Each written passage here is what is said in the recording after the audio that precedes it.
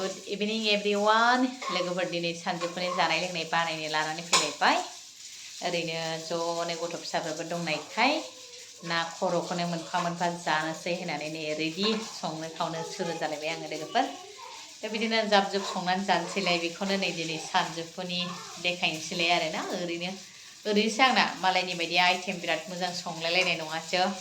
just simple सा संगोन जागोन आरोना ओरैनो रुलाबायनानै जानोसै ना खर'आबो नै बिदिनो आरोना मानो जानला मोनलासो संबाय आङो नै एवनानै लाबाय